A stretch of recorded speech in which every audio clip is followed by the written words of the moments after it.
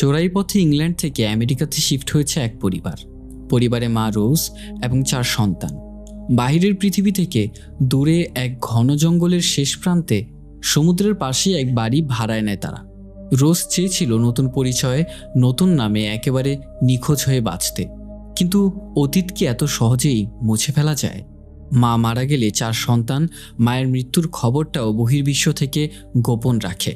রোজের মৃত্যুর পর বড় ছেলে বাড়ির সব আয়না ঢেকে রাখত, কোনো অজানা ভয়ে।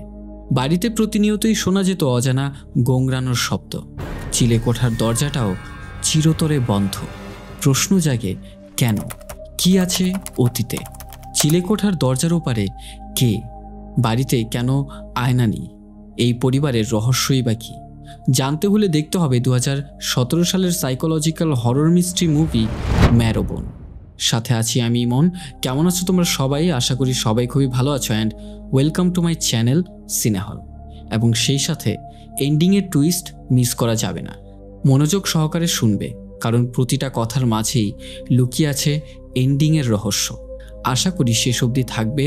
তো ঘটনা শুরু করা যাক। পরিবারের সদস্য মা রোজ, বড় ছেলে জ্যাক, বিলি, জেইন এবং ছোট ছেলে স্যাম। তারা সবাই পালিয়ে এসেছে এক ভয় নিয়ে। বাড়িতে প্রবেশ করতেই রোজ জুতো দিয়ে সীমানা এঁকে বাচ্চাদের উদ্দেশ্যে বলে, বাড়িতে পা রাখতে হলে শর্ত আছে। পুরনো স্মৃতি এবং অতীত সব ভুলে যেতে হবে, এবং আমরা এখন থেকে আর ফেয়ারবেইন না। আজ থেকে তোমরা আমার পরিচয়ে পরিচিত হবে। তোমাদের নামের পাশে এখন শুধু একটাই পরিচয় থাকবে, ম্যারোবোন। এবং এখান থেকেই শুরু হয় আমাদের নতুন জীবন। বাচ্চারা সবাই খুশি মনে তা গ্রহণ করে এবং শুরু করে নতুন এক জীবনের নতুন এক অধ্যায়। এভাবেই সুখে শান্তিতে কাটছে দিনকাল। একদিন বাহিরে ঘুরতে বেরোলে সেখানকার এক লোকাল মেয়ের সাথে পরিচয় হয়। মেয়েটার নাম অ্যালি। তাদের সাথে অ্যালির বেশ গভীর বন্ধুত্ব হয়ে যায়, বিশেষত জ্যাকের সাথে। তবে এই সুখ বেশি দিন আর রইল না। রোজ দীর্ঘদিন যাবৎ ক্যান্সারজনিত রোগে ভুগছিল, কিন্তু বাচ্চাদের কাছে তা গোপন রাখে। একদিন রোজ জ্যাককে তার রুমে ডেকে এনে জানায় সে হয়তো তাদের সাথে আর থাকতে পারবে না। পরিবারের বড় ছেলে তুমি, তোমার দায়িত্ব বিশাল। সে তাকে বলে ভাই বোনদের যত্ন রাখবে। মায়ের কাছেও ওয়াদাবদ্ধ হয় যে সে তার ভাই বোনদের খেয়াল রাখবে। রোজ তাকে বলে বাইরের পৃথিবী অনেক নিষ্ঠুর, তোমাদের একসাথে থাকতে দেবে না। তাই আমার মৃত্যুর পরে আমাকে গার্ডেনে কবর দিয়ে দিও, এবং এই কথা বাহিরের কেউ যেন না জানে। মারা যাবার আগে বাচ্চাদের আগামীতে পথ চলার উদ্দেশ্যে একটা চিঠি আর সাথে একটা বক্স রেখে যায়। বক্সে ছিল অনেকগুলো পাউন্ড। জ্যাক বুঝতে পারে এই পাউন্ডগুলো তার মা তাদের বাবার থেকে চুরি করে এনেছে। যখনই সে তার মাকে বলতেই যাবে যে কেন এই অভিশপ্ত টাকাগুলো সে এনেছে, ঘুরে দেখে তার মা আর এই পৃথিবীতে নেই। মায়ের শেষ ইচ্ছা পূরণে তারা একে অপরের সাথে ওয়াদাবদ্ধ হয় তাদের মায়ের ইচ্ছাগুলো পূরণ করতে, যে তারা ততদিন পর্যন্ত মায়ের মৃত্যুর কথা গোপন রাখবে যতদিন না জ্যাক 21 বছরের হয়ে না যায়। না হয় কোর্ট তাদেরকে আলাদা করে দিয়ে এক একজনকে ফোস্টার হোমে পাঠিয়ে দেবে। মায়ের দাফন শেষে তারা রোজকার মতোই দিন যাপন করছিল, যতদিন পর্যন্ত না তাদের জীবনে সে আসলো। একদিন জেন জানালার পাশে বসে ফুলের যত্ন নিচ্ছিল। হঠাৎ এক ব্যক্তি তার উদ্দেশ্যে গুলি ছোড়ে। লোকটিকে সে চেনে। তাকে দেখে এতটাই ভয় পেয়ে যায় যে চিৎকার করে জ্যাককে ডাকছে। জ্যাক উঠে গিয়ে তার বোনের কাছে পৌঁছালেও এরপর ঠিক কি হয়েছিল তা কেউই জানে না। কেউ না, হয়তো জেন আর জ্যাক ছাড়া। এখান থেকেই শুরু এল সেক্রেতো দে ম্যারোবোন। বিরত থাকুন। এই ঘটনার পর কেটে যায় দীর্ঘ 6টি মাস। সেই দিনের পর থেকে বাড়ির সমস্ত আয়না ঢাকা। তবে একটা আয়না যেটা ভাঙা, স্যাম সেই আয়নাটা দেখতেই ভয় পায়। এছাড়াও বাড়িতে এক অদৃশ্য কিছুর উপস্থিতি অনুভব করে, কিন্তু তার কথায় কেউই বিশ্বাস করে না। জেইন বলে সে ভূত চলে গেছে প্রায় কয়েক মাস আগেই। তবুও স্যামের ভয়ের কারণে জ্যাক আবারও তা চেক করতে চলে যায়। দেখা যায় আয়নার পর্দাটা ঝুলে গেছে। ঢেকে দিতেই নজর যায় সিলিংয়ে।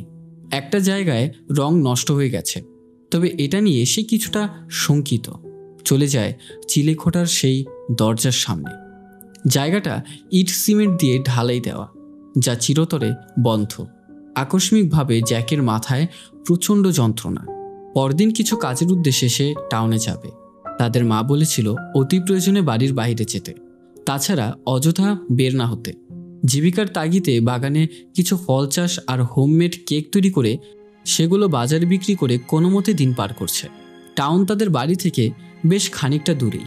পথে অ্যালির ফার্ম হাউস পড়ে। প্রতিবারই সে এই পাশটায় দাঁড়িয়ে অ্যালির বাড়ির দিকে চেয়ে থাকে। তো বাজারে কেকগুলো বিক্রি করতে আসলে দোকানি জিজ্ঞেস করে তার মা কেমন আছে। জ্যাক বলে বেশি একটা ভালো না, সে কিছুটা অসুস্থ। এই বলে সেখান থেকে বিদায় নিয়ে চলে যায় অ্যালির কাছে, লাইব্রেরিতে। সে পেশায় একজন লাইব্রেরিয়ান। স্যাম গল্পের বই পড়তে খুব ভালোবাসে। মূলত স্যামের সেই আগ্রহকে অজুহাত করেই এই দুই কবুতর চুপি চুপি কিছু মিষ্টি মুহূর্ত একসঙ্গে কাটিয়ে নেয়। অ্যালি বলে স্যাম, জেইন আর বিলিকেও সে খুব মিস করছে। কয়েক মাস যাবৎ দেখা হয় না তাদের সাথে।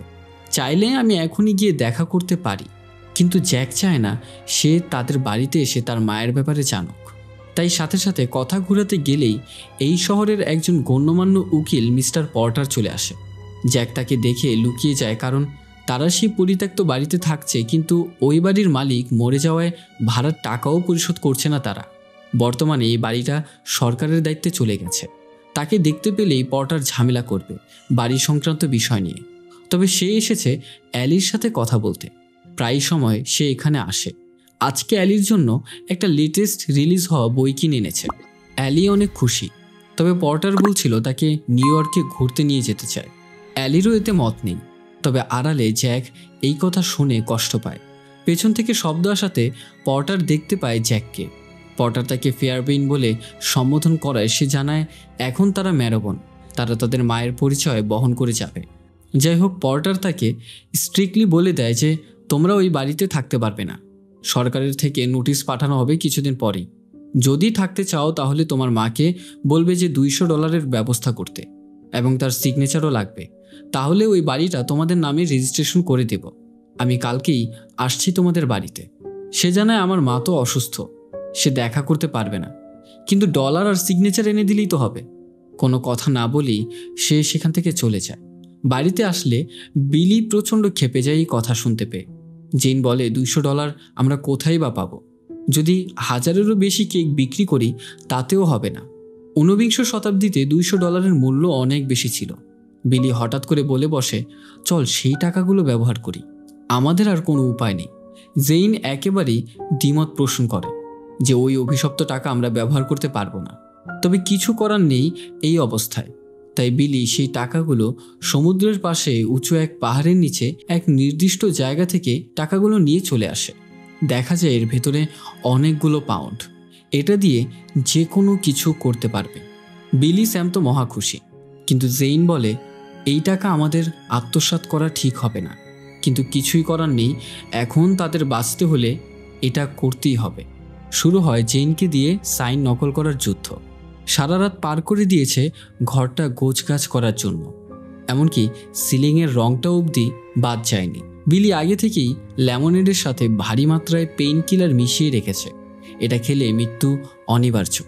জেইন বলে কাজটা কি ঠিক করছি আমরা? ওই ব্যক্তি যদি মরে যায়? বিলি জানায় আরে এটা তো এক্সেপশনাল।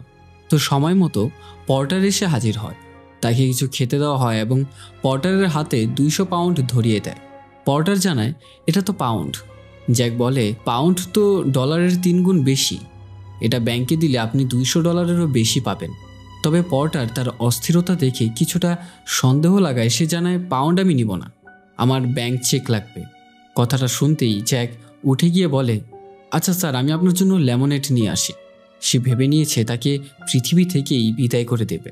তবে গ্লাসটা দেওয়ার আগে আবারও বলে দেখেন আমার মা অনেক অসুস্থ, উনি নিজেই চান না যে আপনি তাকে এই অবস্থায় দেখেন। আমি উনার থেকে সিগনেচার নিয়ে আপনার কাছে এনে দিচ্ছি।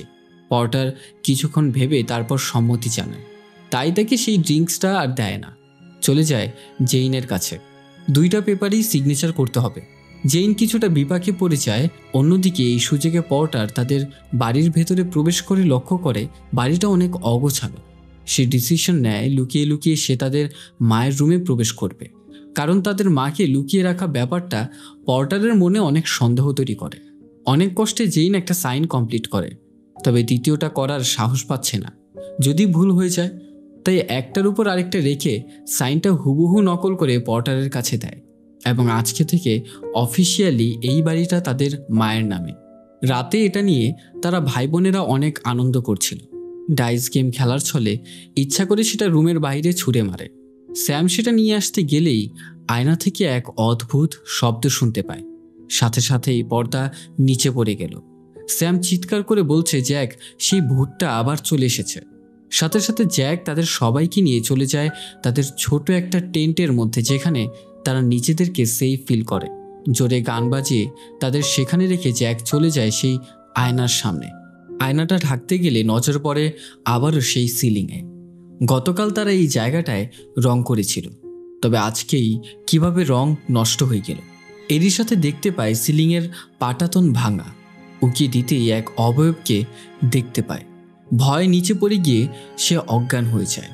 সজ্ঞানে আসলে জেইন জানায় এই অভিশপ্ত টাকাগুলোতে হাত দেওয়ায় তাদের আবারও বাড়িতে সমস্যা হচ্ছে। যাই হয়ে যাক না কেন, সূর্য উঠতেই ওই টাকা ফেরত দিয়ে আসবে।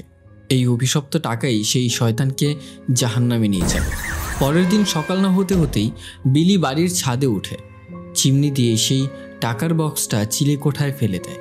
কিন্তু প্রশ্ন, বিলি কি সত্যি মুক্তি পাবে এই অভিশপ্ত টাকার হাত থেকে, নাকি শয়তান আরও ভয়ঙ্করভাবে ফিরে আসবে তার টাকা আদায় করতে? এই বাড়ির দেয়ালের ফাঁকে লুকিয়ে আছে এমন কিছু ভয়ঙ্কর সত্যি যেটা তারা মানতে চাইছে না। আয়নার দিকে তাকাতেও কেউ সাহস দেখায় না। তবে কেন? সেদিন পর্টারের সাথে দেখা হয় অ্যালির। তাকে লিফট দেওয়ার জন্য জোরাজুরি করলে সে উঠে পড়ে। পথে সে ম্যারোবন পরিবারের কথা বলছিল। সে বলে, তোমার কি বিষয়টা অদ্ভুত লাগে না? হয়তো তারা কিছু লুকাচ্ছে আমাদের কাছ থেকে, না হয় কেনই বা শহর থেকে এত দূরে একটা পরিত্যক্ত বাড়িতে থাকে। তবে অ্যালি জানায় তারা লুকিয়ে থাকে না, বরং নিজ ইচ্ছায় কোলাহল থেকে দূরে থাকতে স্বাচ্ছন্দ্য বোধ করে। কিন্তু পর্টারের কথা হচ্ছে তাদের ভবিষ্যৎ কি? ওইটুকু ছোট বাচ্চা যাকে স্কুলে পর্যন্ত পাঠায় না। আমার আফসোস হচ্ছে তাদের বাবার জন্য আজ তাদের এই দশা।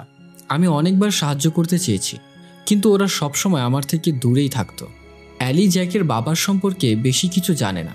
তাকে শুধু এতটুকুই জানিয়েছে সে খুবই খারাপ একজন মানুষ ছিল। কিন্তু পর্টার জানে অন্য কিছু। তবে সে যেহেতু কিছু জানে না, তাই তাকে সে আর কিছু বলে না এবং বাড়ি অবধি পৌঁছে দেয়। সেদিন সন্ধ্যায় স্যামের অনেক মন খারাপ। মায়ের কথা খুব মনে পড়ছে। ছোট ভাইকে খুশি করতে জ্যাকের সাথে অ্যালির কথা বলিয়ে দেয়। তাদের জানালা দিয়ে অ্যালির ফার্ম হাউস দেখা যায়। টর্চ দিয়ে সংকেতের মাধ্যমে কথা বলে। অন্যদিকে বিলির আর ভালো লাগে নেই এইভাবে ঘরবন্দি হয়ে থাকতে। সে বাইরের পৃথিবীতে যেতে চায়।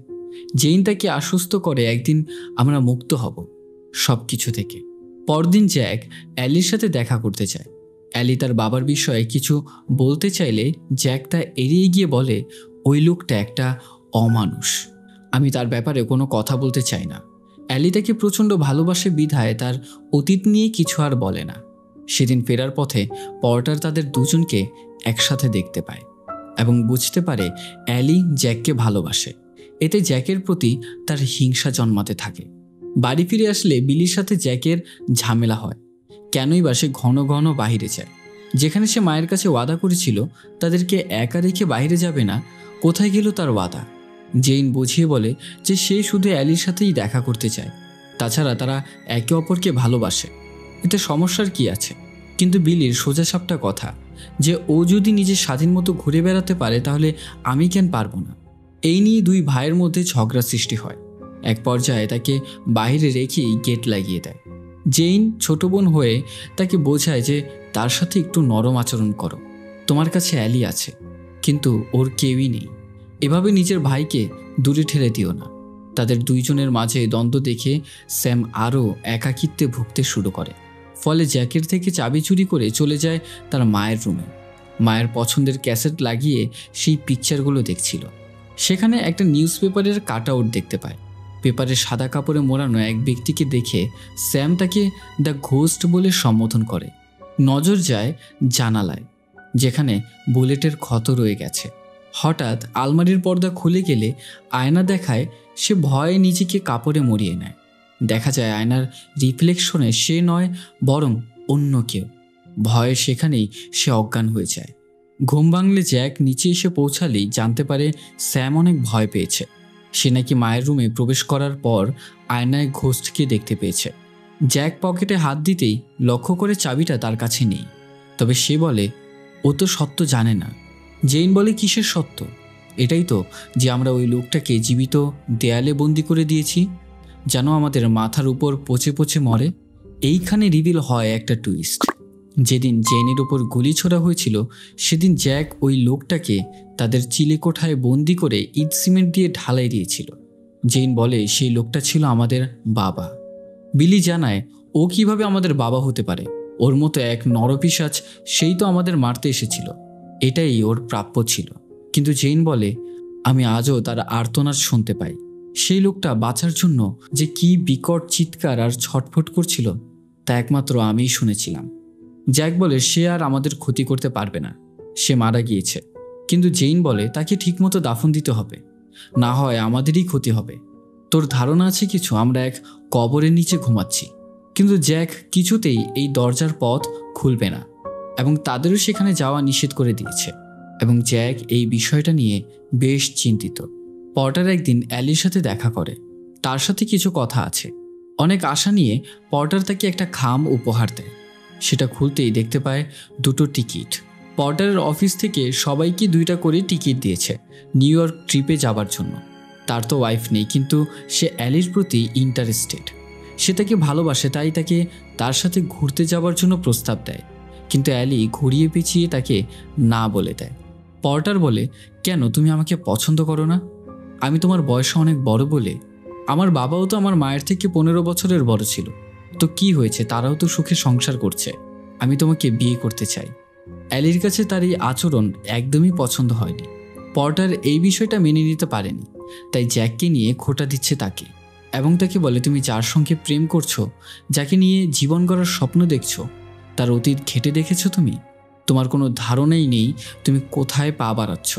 এই বলে তাকে একটা ফাইল ধরিয়ে দিয়ে বলে তুমি যাই করো না কেন, এটা তুমি ডিসার্ভ করো না। আমি তোমাকে ভাবার জন্য কিছু সময় দিচ্ছি।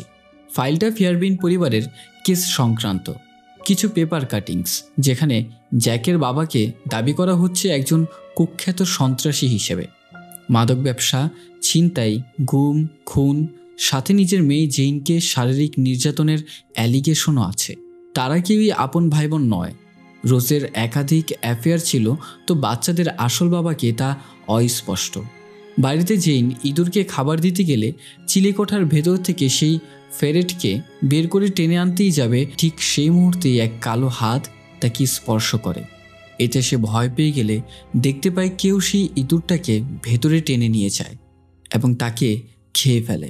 ভয়ে আতঙ্কে সে হাত ধোয়া শুরু করে।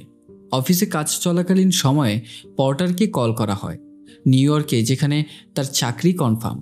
সেই বস জানায় সেখানে আর কোনো এমপ্লয়ি লাগবে না, কিন্তু তাদের এখন পার্টনার প্রয়োজন। তাকে পার্টনার হওয়ার জন্য প্রস্তাব রাখে।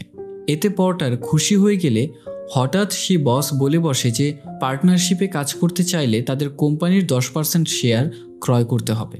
পর্টার টাকার অ্যামাউন্ট জানতে চাইলে সে জানায় $5,000। এখন এটা তার কাছে একটা বড় অপরচুনিটি হওয়া সত্ত্বেও অনেকটা ফ্রাস্ট্রেশন কাজ করছে, কেননা $5,000 ছোটোখাটো একটা অ্যামাউন্ট না। তখন একটা পেপার কাটআউটের দিকে নজর চায়। ফেয়ারবিনের সম্পত্তি থেকে 10,000 পাউন্ড তখনকার হিসেবে প্রায় $48,000 কাছাকাছি, যা এখনও পাওয়া যায়নি। সন্দেহ আরও প্রখর হয়ে যায় জ্যাকের প্রতি, কারণ তারা এখানে পালিয়ে এসেছে। তাছাড়া তার মায়ের অসুস্থতার অজুহাত। বাড়ির রেজিস্ট্রেশনের সময়ও তাকে পাউন্ড দিয়েছিল। সে ধরেই নিয়েছে যে তারা ওই টাকাগুলো পুলিশকে কিছুটা খাইয়ে ফেয়ারবিনকে কোর্টে ফাঁসিয়ে পাউন্ডগুলো নিয়ে পালিয়ে এখানে চলে এসেছে। তাই সে বাড়িতে গিয়ে জ্যাককে হুমকি দেয় এবং তার কাছে পাউন্ডগুলো চায়। বলে যে সে যা কিছুই করেছে সে সব কিছু ঠিক করে দিবে, তোমরা উন্মুক্তভাবে চলতে পারবে, কিন্তু এর বদলে আমাকে সবগুলো পাউন্ড দিতে হবে। তুমি তোমার ভাই বোনদের সাথে কথা বলো, আমি কালকে আসছি পাউন্ডগুলো নিতে। জ্যাক বিষয়টা ভাই বোনদের সাথে শেয়ার করে। জ্যাক বলে এখন পাউন্ডগুলো কিভাবে পাবো, সেটা তো চিমনিতে ফেলে দিয়েছি এবং সেখানে যাওয়া ইম্পসিবল। সেদিন রাতে আবারও লুকিয়ে লুকিয়ে বিলি সেই চিমনির কাছে যায়। রশি নিয়ে চিমনির ভেতরে প্রবেশ করে সেই পাউন্ডগুলোর জন্য। ভেতরে ঢুকতেই ম্যাচবক্স থেকে কাঠি জ্বালিয়ে চারিপাশটা দেখতে লাগলো। নজর যায় পাশে পড়ে থাকা পাত্রের মধ্যে পানি, সাথে ইঁদুরের মরদেহ। কোনো কিছুর তোয়াক্কা না করেই বক্সটা খুঁজে পেলে সেটা নিয়ে আসতেই যাবে, তবে মনটা বলছে অন্য কিছু। আবারও নিচে তাকালে সে এক অবয়বকে দেখতে পায়। সে ভয়ে তাড়াহুড়ো করে উঠতেই যাবে, কিন্তু সেই অবয়ব রশিটা ধরে ফেলে। গলায় ফাঁস লেগে যাওয়াতে কোনো মতে রশি কেটে উপরে উঠতে পারলেও সে তার পেটে ধারালো কিছুর সাথে ঘষা খাওয়াতে বাজেভাবে পেটটা কেটে যায় এবং পাউন্ডের বক্সটাও নিচে পড়ে যায়। সকালবেলা জ্যাকের ঘুম ভাঙলে বিলির এই অবস্থা দেখে সে অনেকটা চিন্তায় পড়ে যায়, কিন্তু জ্যাকের শরীরটা অনেক খারাপ।